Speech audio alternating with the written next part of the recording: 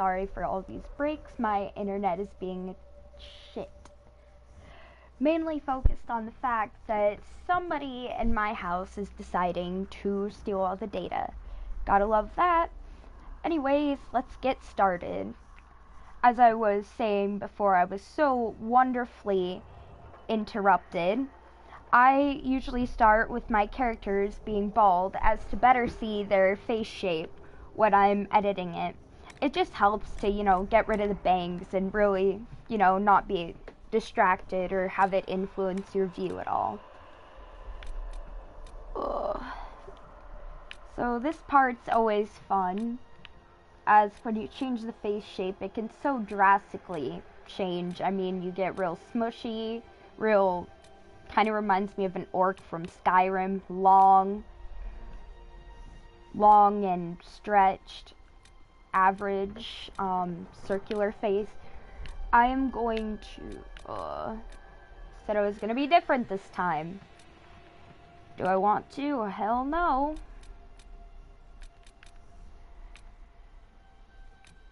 You know what? I'm going to start the basic face shape and edit it with the custom details. For now, I'm going to keep the skin tone and complexion while I edit the rest of my features.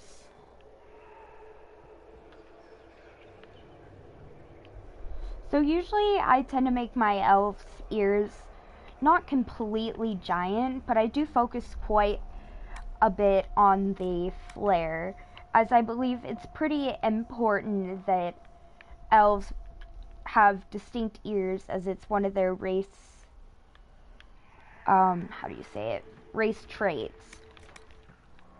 The earlobes, I don't really tend to care much for the earlobes, especially when I make elves, as they're not specifically long. I'd say they're average. Sometimes I make them a bit longer, but just depends on the character. For the cheekbones this time, this is fun.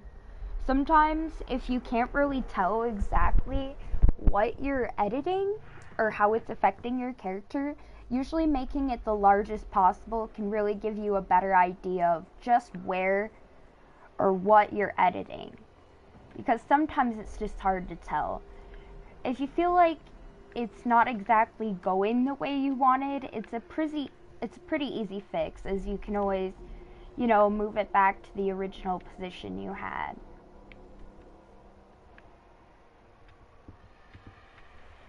So here I'm trying to give a defined cheekbone structure, but rather subtly, as I don't want it to be exactly too big. And for the cheek shape, English, am I right? It usually affects your jawbone mostly, and the width of your overall cheeks, as that seems kind of obvious. You can see quite drastically where it affects the cheekbone line here, and how it protrudes your cheeks forwards or backwards. So I'm going to give my character a rather thin cheek that's rather low and not too protruded, as to not distract from the rest of her features. Though I am going to probably make her cheekbones more subtle, as they all of a sudden look ginormous. And the blush is definitely not helping here, so I am probably going to remove that before I continue. The blush is under makeup, as kind of obvious. In order to take the, actually I think I'm just going to take all of the makeup off real quick, as to focus solely on the face shape of my Inquisitor. Her eyes still look like they have some color to them, but as you can see, it does not. Anyways, let's go back to where we left off. The brow size affects the protrusion of the forehead as well as the height of your eyebrows.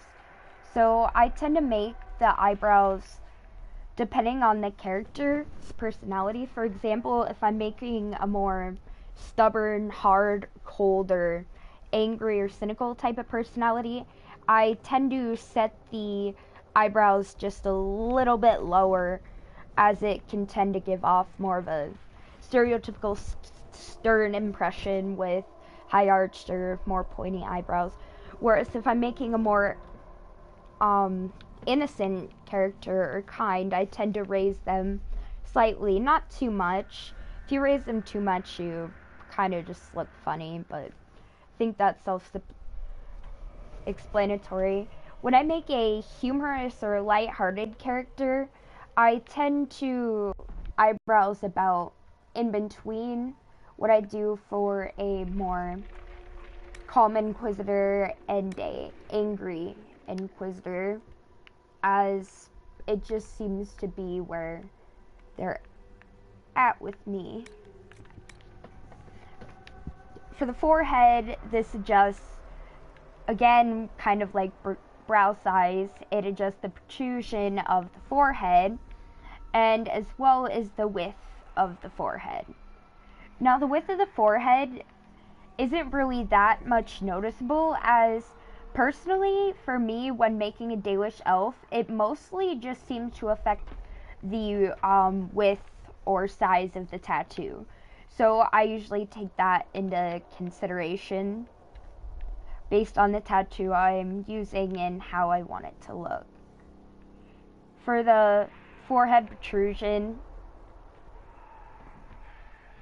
I really just select just what looks good based on the rest of my character's face traits. So now that I've gotten that much done with the basic face shapes, I'm moving on to eyes. Why specifically? Honestly, just because it's next in the list.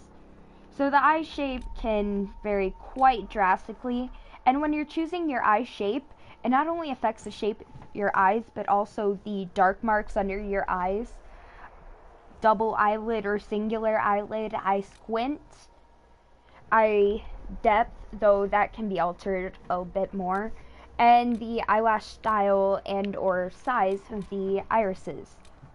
So for this character, as I'm going for a more cold character, as I tend to be a bit too nice, and I just want to go a bit different here, I am going to do a darker, more squinty eye, as it gives a more intimidating appearance, in my opinion.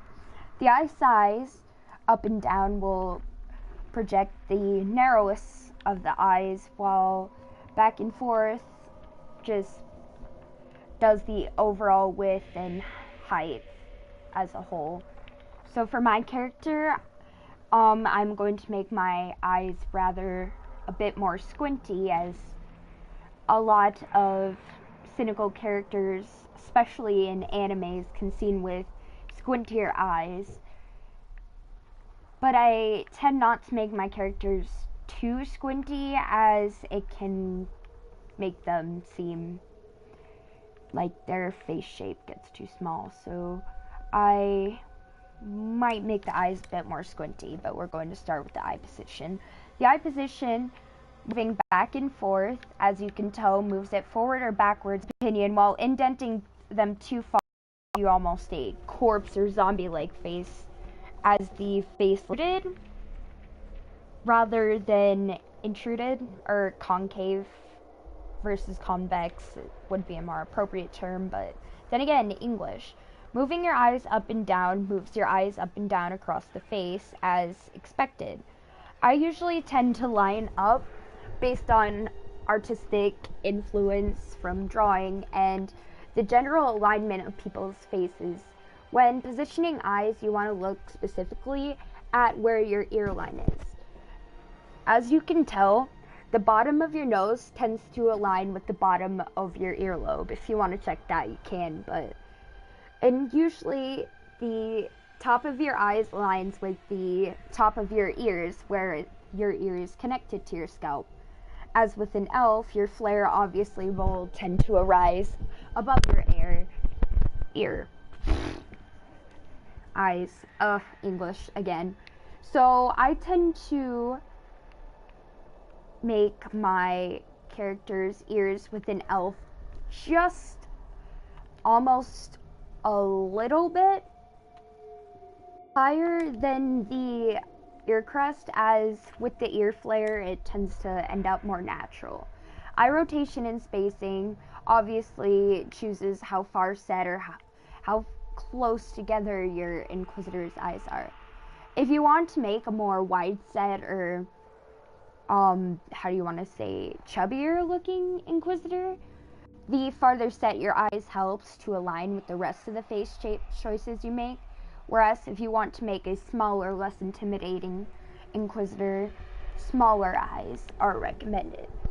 For me, I consider elves to have a less intimidating appearance, though with very intense eyes, but a rather calm facial structure. So I tend to keep it pretty neutral when it comes to that. With the eye rotation, it quite obviously affects the rotation of your Inquisitor's eyes. Now, usually with elves, if you've noticed, elves tend to have a slightly upward protruding eye rotation, varying from almost all the way to where they're at now to a very subtle, almost noticeable one if you're not really paying attention, such as this one here.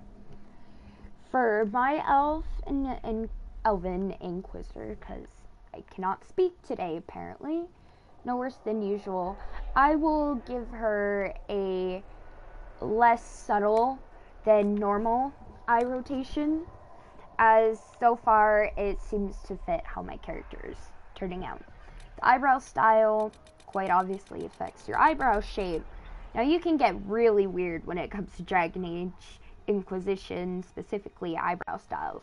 You can start with nearly nothing to a more natural but angled to full-on caterpillar status, unruly, bushy, plucked, natural, round, barely there, just, I don't even know what you want to call this one, bushy and high, or mustache style, or a thick but trimmed one, or fur.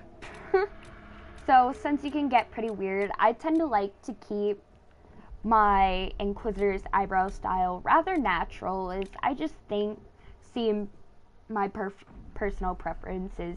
In Dragon Age, people tend to keep it natural when it comes to hair, body grooming. Not a lot of times will you see someone with extremely plucked eyebrows or high maintenance structure. So for my elf specifically here, I'm going to go with, let's see, based on the rest of her facial features, I am going to go with my preferred eyebrow style.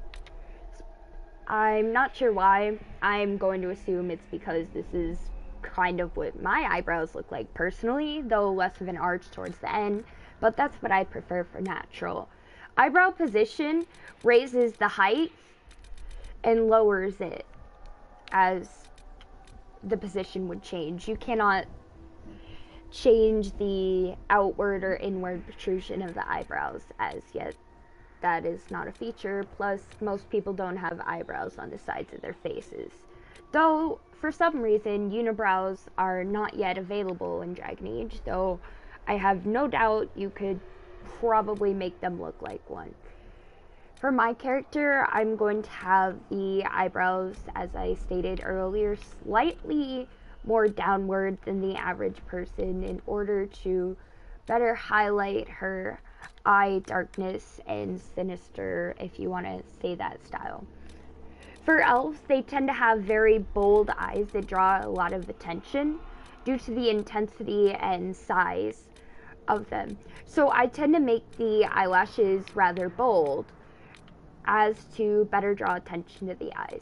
I prefer to have a higher upper lash, English again, rather than a lower lash, as just a personal preference. The outer iris color, now with Dragon Age Inquisition, you can also select a base eye color from the basic or general character what is it called? Basically appearance. Though with Dragon Age, you can also get extremely custom with your eye color, from choosing a very custom color wheel style outer or inner iris. You can go from light to black to nearly anything in between.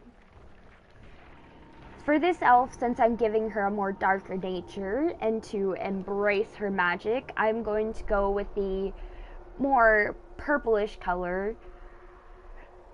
I'm going to keep it semi-natural, as she does not have the, of course I can't think of it off the top of my mind right now, but there is, God, I want to call it Aphrodite's for some reason, but there is such a thing as a genetic, I'm not sure what you want to call it, trait or gene that is all descended from one specific Egyptian noble that allows the person to have a purple eye color naturally.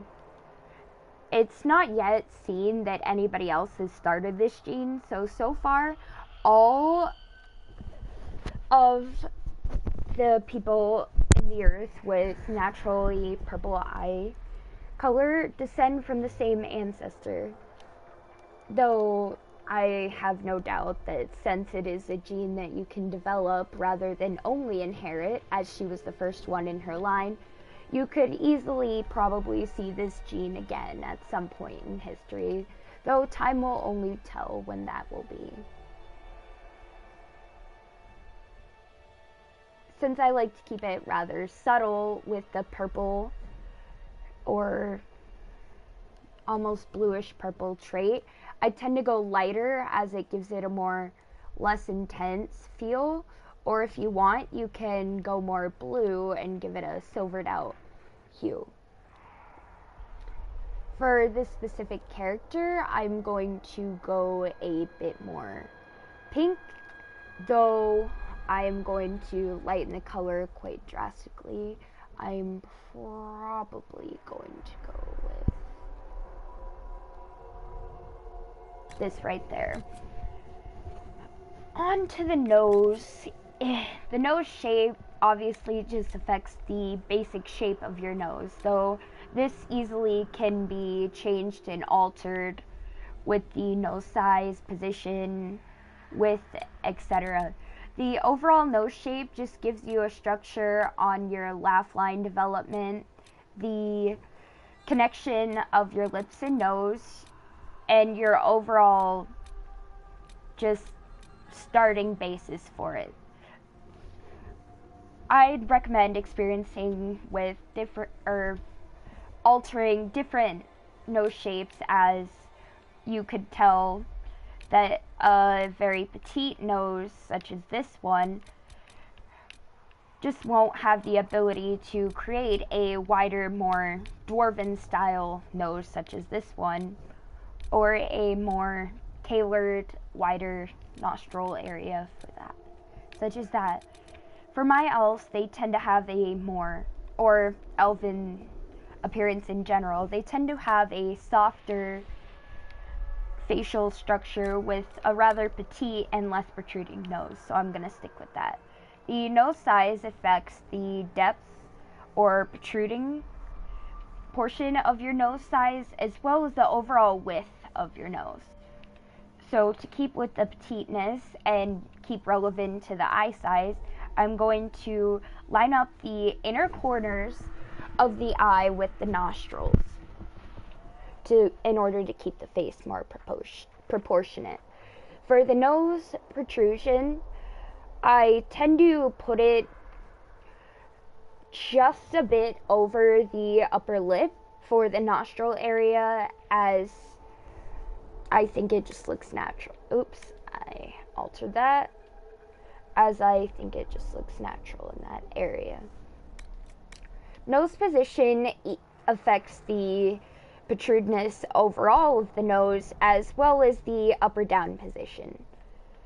In order to give my character a less long face, I'm going to raise the nose to align just slightly above the bottom of the ear where it meets the scalp.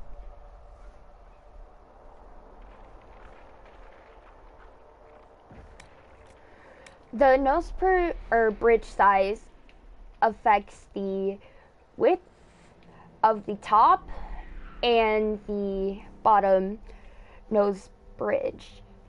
Usually with nose bridges, they can get a bit tricky to edit, so I just experience around until you think it looks right with your character. Usually I try to just line it up with how my overall facial structure is looking with my character. So I'm just gonna go here with what I think looks natural to me.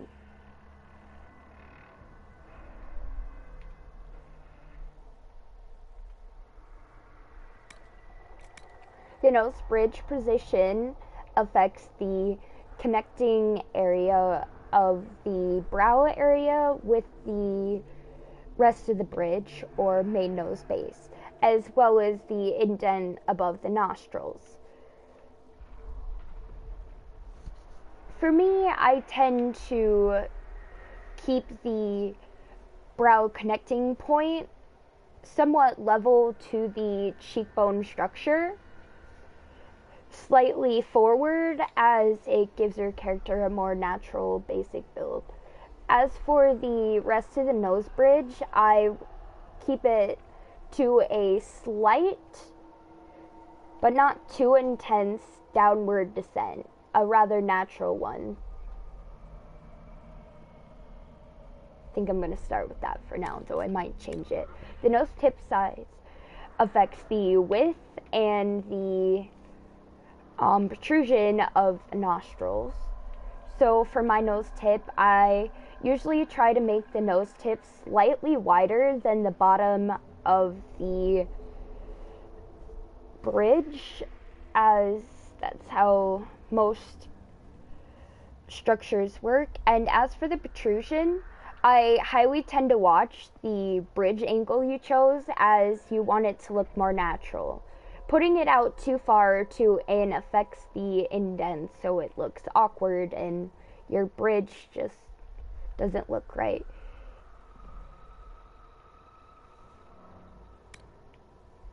So I'm going to start with that. The nose position affects both the downward turn and the rotation of the nose. I tend to keep the rotation somewhat aligned up with the cheekbone area, and just the type or modeling type you're trying to go for your rogue, such as, or your elf, such as a more Roman nose defined, or smoother, or more intense. With the nose tip position, it just again really depends on what kind of character you're creating. Snooty characters usually are portrayed with a higher pointed nose for some reason, not really sure how that stereotype started, while downward noses tend to have more angry characters, I guess is a way to put it, such as Squidward or the captain from Flapjack, for some examples. For my character, I'm going to have the nose slightly upward, though not to the point where it's that much noticeable, as I'd rather have her have a more neutral position. The nostril size affects both the width and the adjustment based on the bottom of the nostril, so I try to keep my nostril size just barely above the bottom of the nose, though you can go nuts and do whatever you wish. With the nostril size, I again try to line it up with the inner corner of the eye in order to naturally align with the bridge. The mouth and jaw is just hell, honestly. The mouth shape can differ quite greatly, from everything to the corner to the bottom of the lip to the just overall appearance of your character. Dragon Age allows you to have a variety, such as some with your teeth showing. Though, personally, in the characters I have used with the teeth showing, though it's nice to be able to see a bit of teeth, as some people, this is their natural facial expression neutrally.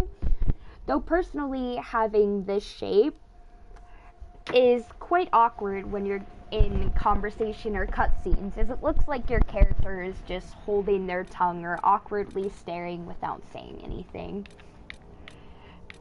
Most elves I notice, based on their overall face shape, tend to have a rather more slender but natural lip shape, while more gentle or less strict elves have a wider setting.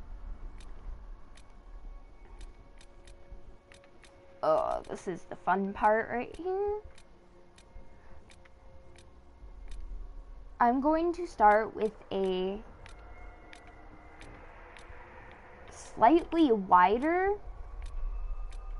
lip shape and adjust the size in the next step here. The mouth width affects the width of the mouth as well as the height of the upper lip.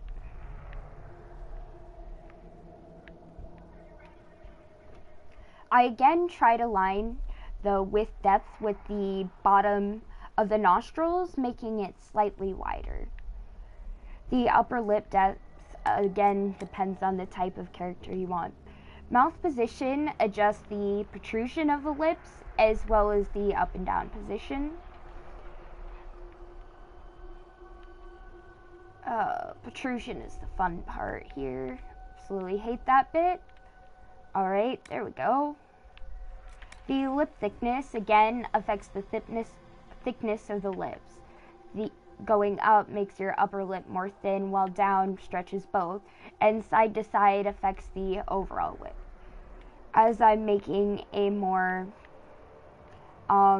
angry type Inquisitor, I am going to keep the lips more on the thin side.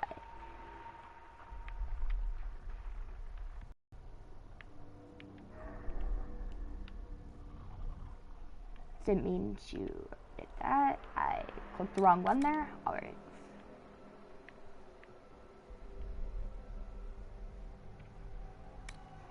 And I'm going to change the mouth shape to a different one, as I'm not liking the corners of the mouth. That's the nice part. You're not totally screwed with your choices, as you can always go back. Each basic shape can be altered, and when you alter specifically with the traits, it'll change along with your mouth shape, which is quite helpful if you have a specific idea in mind and you just didn't get the right shape out of it. The jawline affects the width as well as the height of the jawline. I tend to prefer a more defined yet forward set jaw, just as how I personally view the elven facial structure. The jaw size obviously affects the width and the height of the overall jaw. I tend to prefer a smaller jaw just for a personal preference.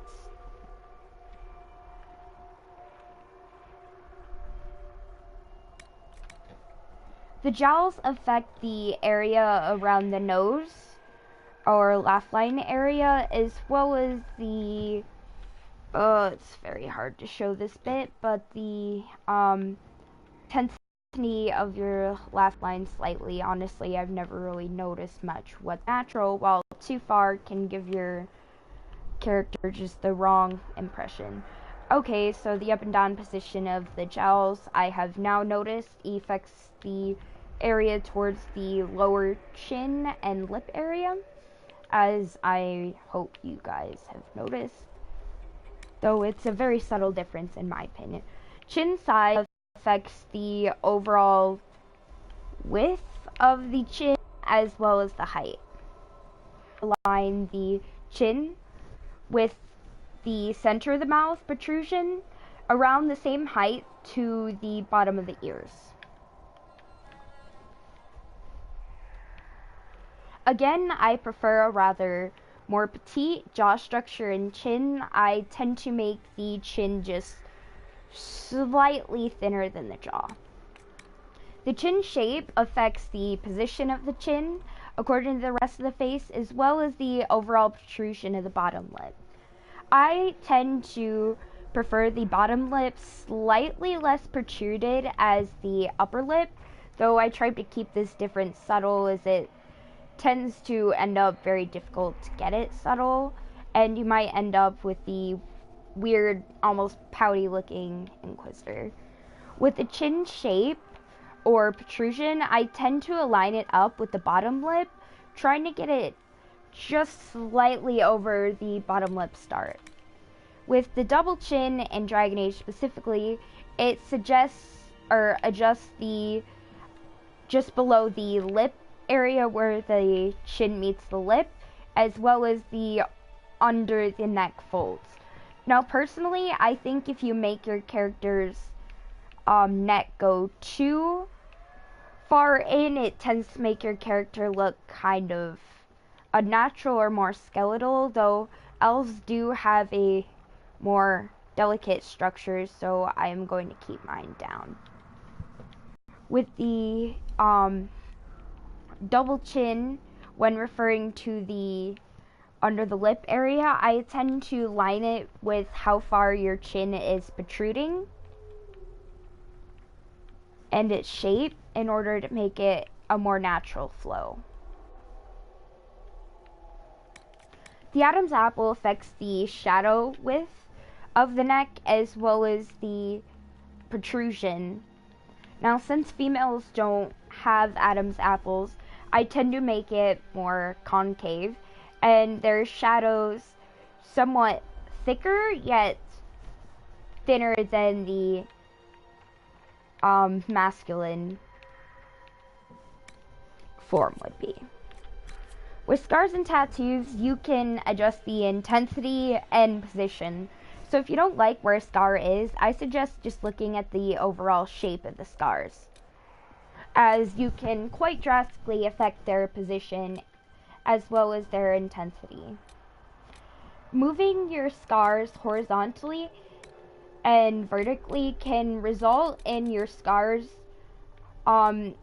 slightly changing shape, or even ridding your Inquisitor from some scars slightly. For example, I'm going to try to find a specific scar that really shows this.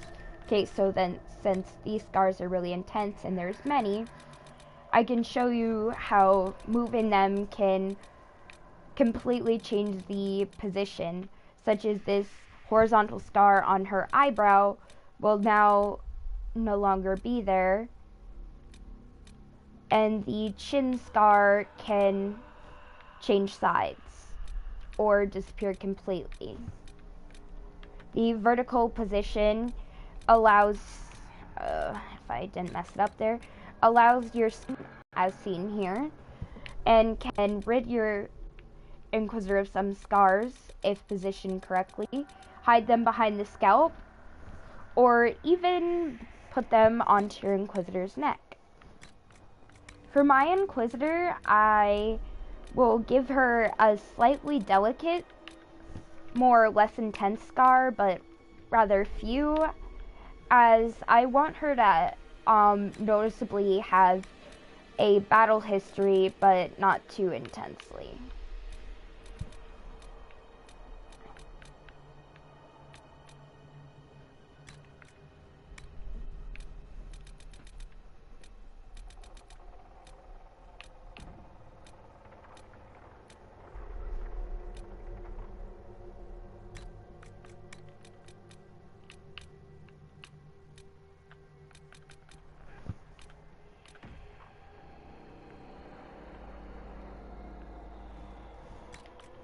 With the tattoo design, now in Dragon Age Inquisition, unlike Origins and Awakening, your Dalish elf is required to have a Vanilla Vaccine or tattoo, as this will later tie into the plot, which I will let you guys find out on your own, or if you continue to watch my broadcast later on in the game. Now, you can easily make your scars completely unnoticeable by adjusting the intensity and the colors. If you don't want your character to have noticeable vanilla scene, it is quite easy to make it not visible. For my character, I tend to use the vanilla scene as a type of self-expression.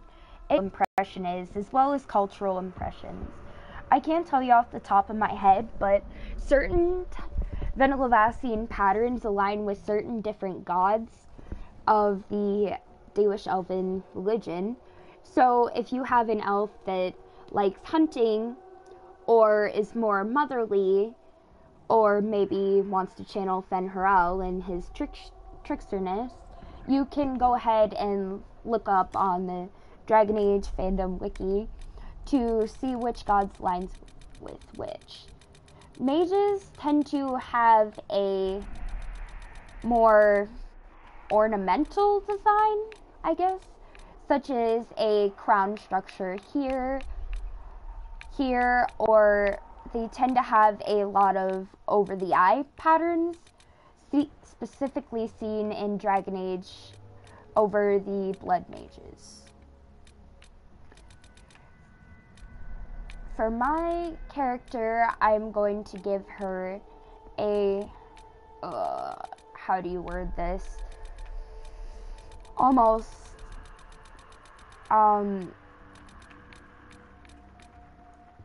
circuit? Or, I'm not sure how to describe it, but you guys will see. If I can find it again.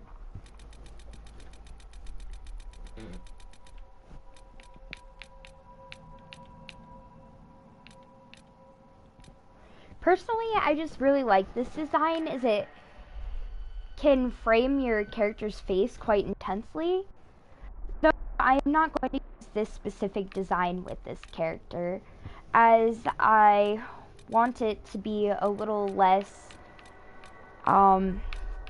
coverage on the face, so I'm going to go with a circuit, or however you pronounce it, design, such as this one here.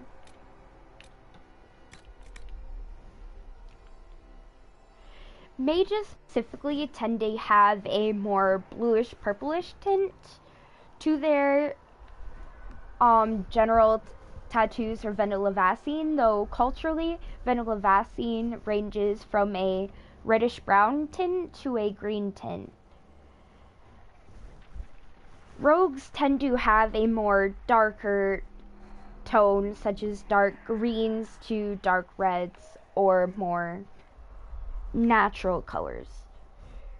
For my mage's purple and more mysterious aspect, I am going to start with a color that is similar to her color, though slightly darker, if I can just get the right position here.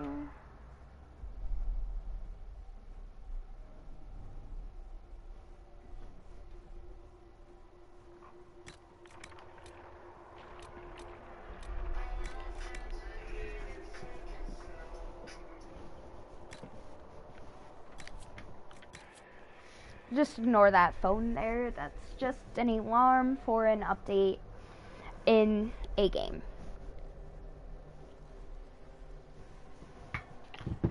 For eyeshadow, I tend to intensify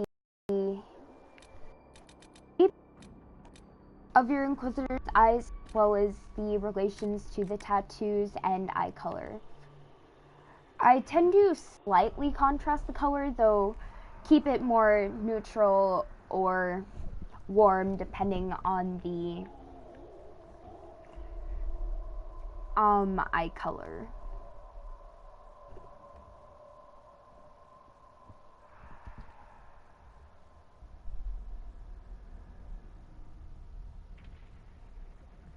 For my Inquisitor, I'm going to contrast slightly, rather than giving her a purple tint, but a more darkish blue tint.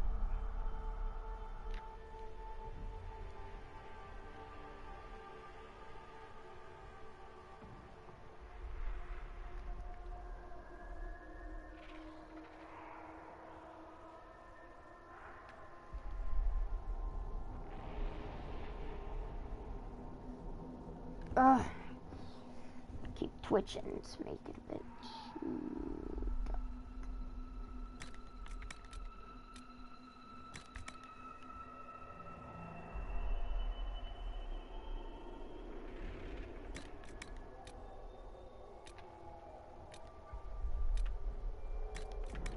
For the under eye color, I tend to not really do much to it, as I think it kind of just doesn't really matter much in the end.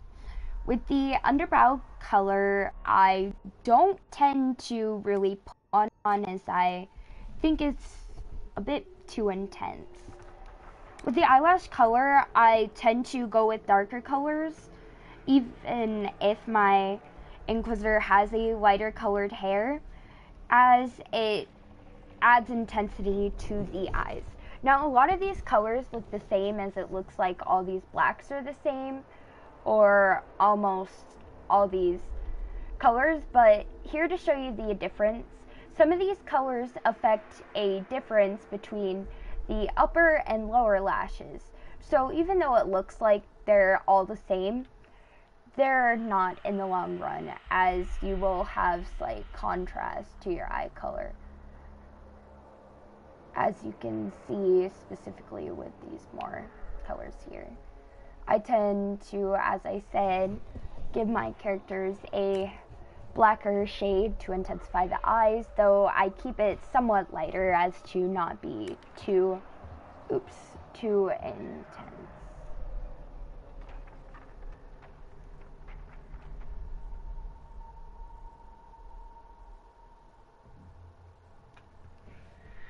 Oh, I keep twitching.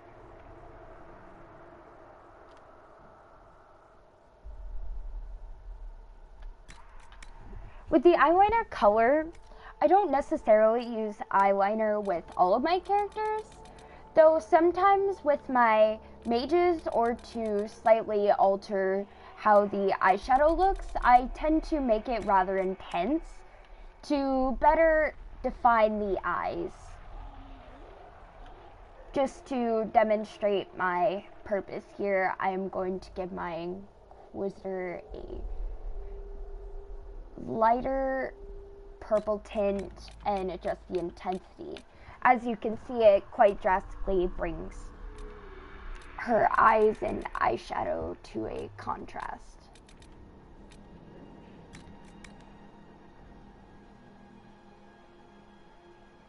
In order to better contrast with the eye shadow and eyes, I'm going to give her an even darker, different shade. The blush color really just depends on your Inquisitor's skin tone, and a lot with the complexion of your character. I tend to keep my blush very neutral, though depending on the tattoo shape, and if I'm making a very intense or bold Inquisitor, I will often have very dark, intense eyeliner that matches with the Vendelassine or tattoos, depending on the race, and a more darker rouge or blush, whichever you prefer to call it. For this character and her skin tone, I am going to go slightly more pink rather than dark, as red rouge is usually more common with darker skin races rather than lighter skin, as lighter skin tends to have a more lighter, less intense color. I think that looks good. Actually, I'm gonna make it just a bit lighter.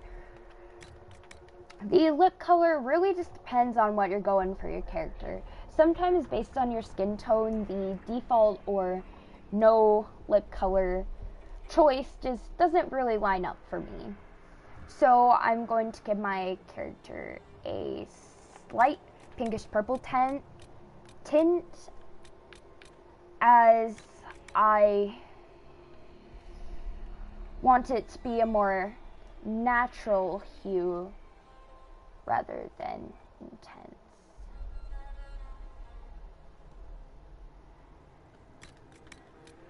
I'm gonna raise the intensity a bit there. I'll start with that.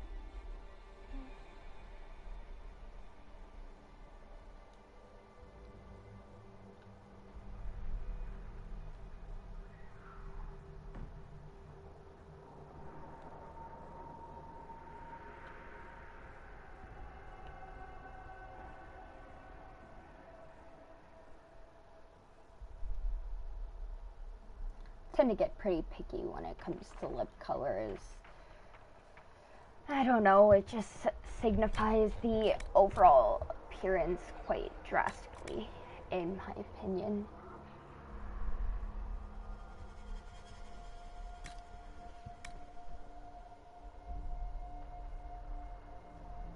If she'd stop moving her head, that'd be great. Now, I will give you a quick opinion. When creating your Dragon Age Inquisition character, as you can tell, the creation background is rather dark, and so I'd recommend just going a tad darker with your facial features and all editing with colors than you'd want in the actual game, as the brighter your colors are in the creation, the way more intense they'll be in the game. Now, this can get quite noticeable when making an intense character like I sometimes do, or a extremely pale character, as they can end up looking ghost white.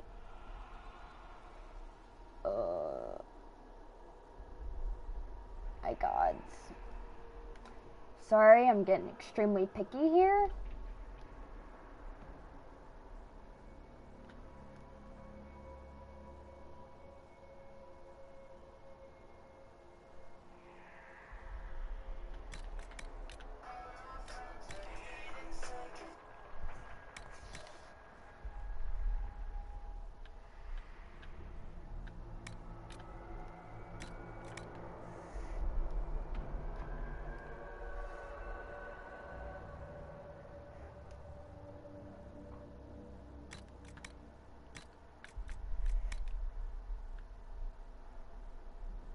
I tend to make the lip liner color slightly darker than the lip color as it comes to a shadow around the creases of the lips.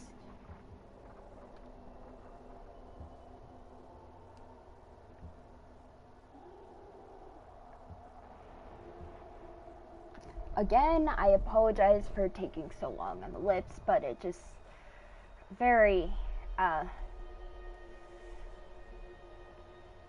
picky subject for me. Son of a bitch. Alright.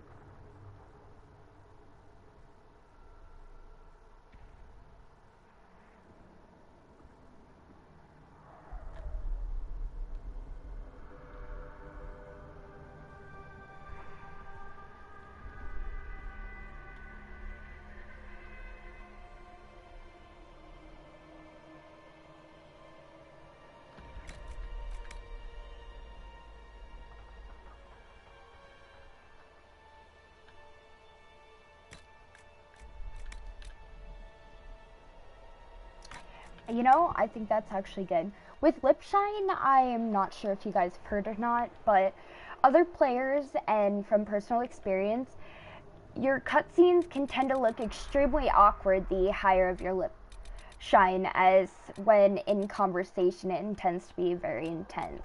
With me, since I like to keep my characters as natural as possible, I tend to keep my lip shine to a pretty high minimum, though not too much as it can tend to make their lips very chapped. I personally never raise the lip shine no matter what my character or makeup choices above the middle position due to the intense notice within the cutscenes. Now with the hair, the fun part. With the hair, you have quite a few different varieties or options to choose from. Though they do not have much when it comes to ways with long hair, as during the Dragon Age time, most females did not have long hair, and females that did have long hair kept it completely in updos.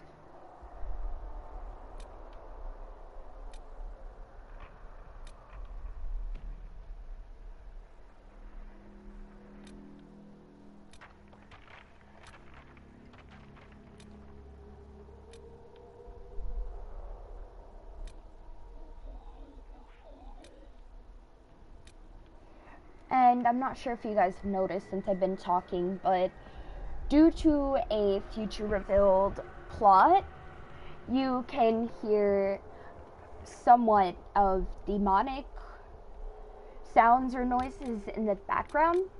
That is due to the location that your character's creation takes place. For my character, due to her darker personality, I'm going to have darker hair.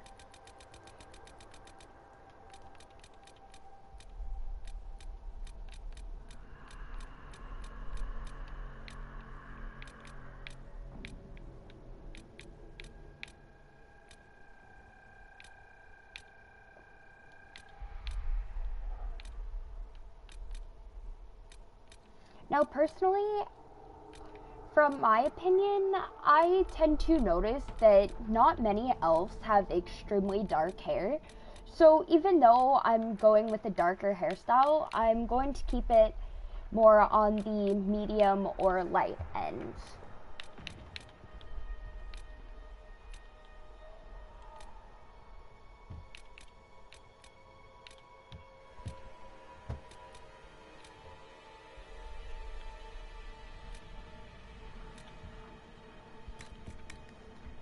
I just hope I can help. With the voices, each gender has 2 different basic voices. You can test a variety of phrases. Everything you've heard? Completely true. You leave me no choice. How much is this going to cost me exactly? I just hope I can help. You leave me no choice. You leave me no choice.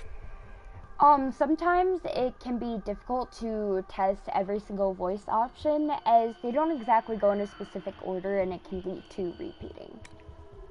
Everything you've heard? Completely true. As long as the job gets done, I don't care about the rest.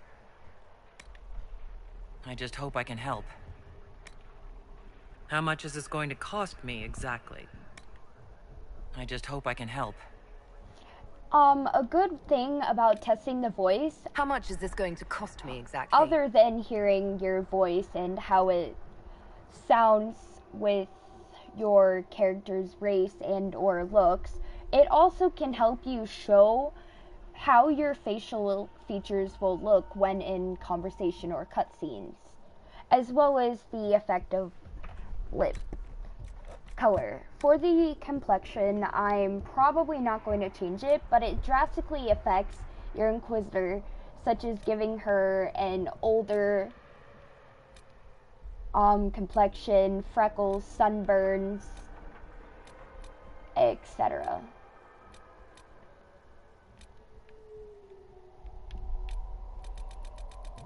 and I'm still going to keep my Inquisitor skin tone. For the skin tone, I quite like the one I have, though this specific skin tone gives me a good way to describe the later on version. For example, this will get extremely pale and be absolutely paper white when in game due to the darker tint from this. For my Inquisitor, I'm going to keep the basic skin tone that I have started out with. I think I'm done with my Inquisitor's creation here. Now, since the time is getting rather late and I ran a little long explaining everything, this broadcast is going to specifically only show the character creation and a original cutscene, as I cannot replay that. Once done with your character, you have the ability to rename your character, though you cannot change your default character's last name, as it aligns with the story, races, and the ability for characters to call you by your name. Elven races tend to have melodic or natural sounding names, such as Meryl or Lisas, to name a couple, or Fiona. I usually go with E names for some specific reason with my elves, or L, though I also go with names starting with S or C.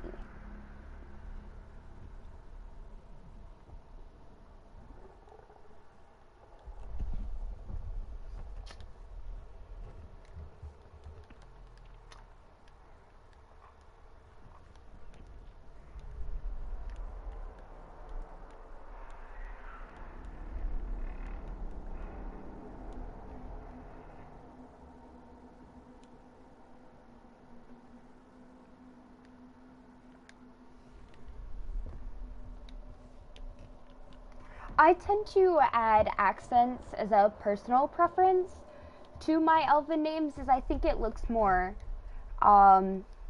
fancy or mystical.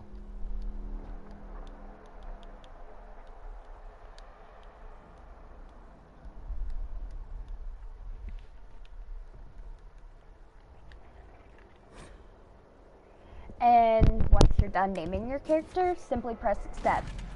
And here's the beginning of your opening cutscene, so I'm going to refrain from talking.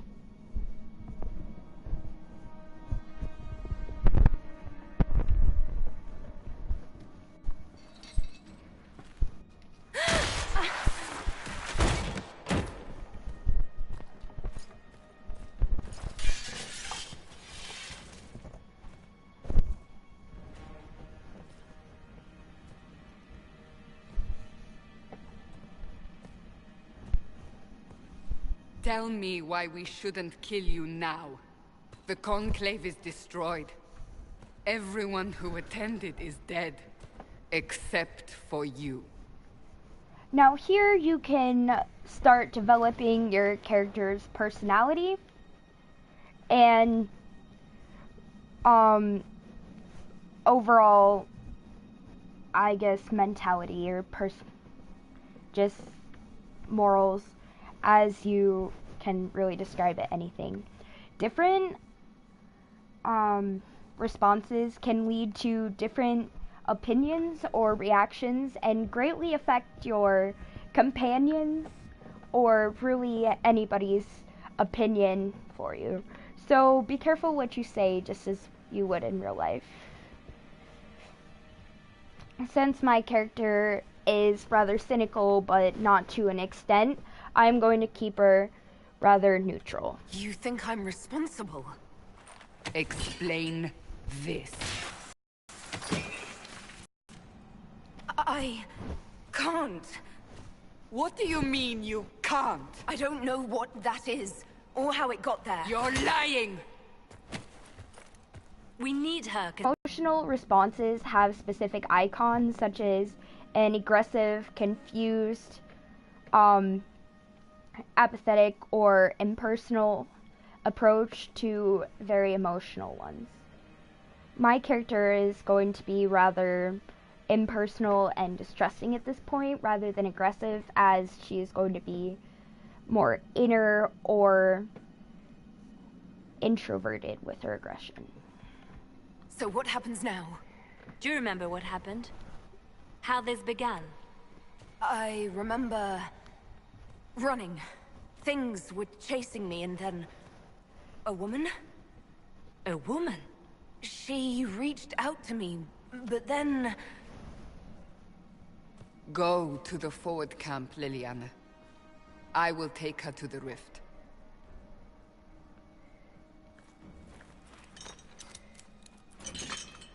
What did happen? It will be easier to show you.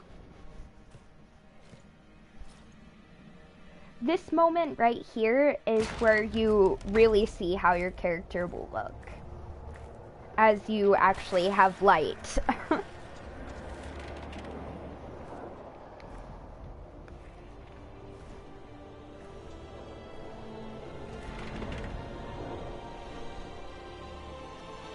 We call it the Breach. It's a massive rift into the world of demons that grows larger with each passing hour. It's not the only such rift, just the largest. All were caused by the explosion at the Conclave. An explosion can do that? This one did. Unless we act, the breach may grow until it swallows the world.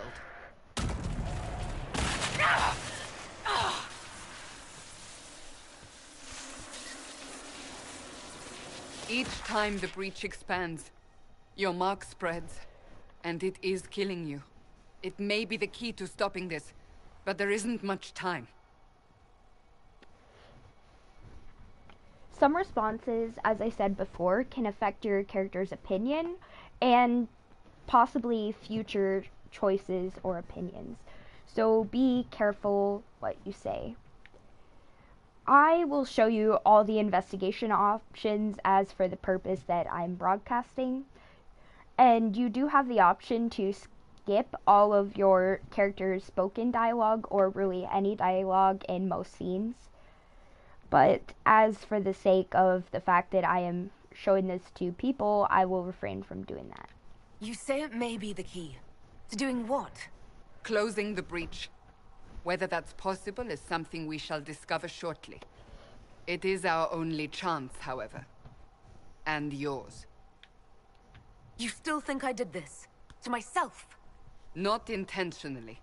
Something clearly went wrong. And if I'm not responsible? Someone is. And you are our only suspect. You wish to prove your innocence? This is the only way.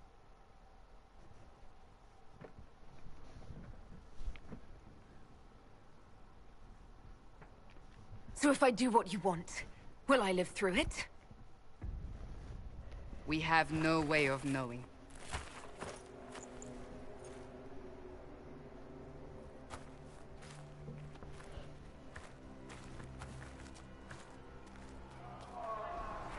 They have decided your guilt. They need it. The people of Haven mourn our most holy, divine Justinia, head of the Chantry. The Conclave was hers. It was a chance for peace between mages and Templars. She brought their leaders together. Now they are dead. We lash out like the sky, but we must think beyond ourselves, as she did. Until the breach is sealed.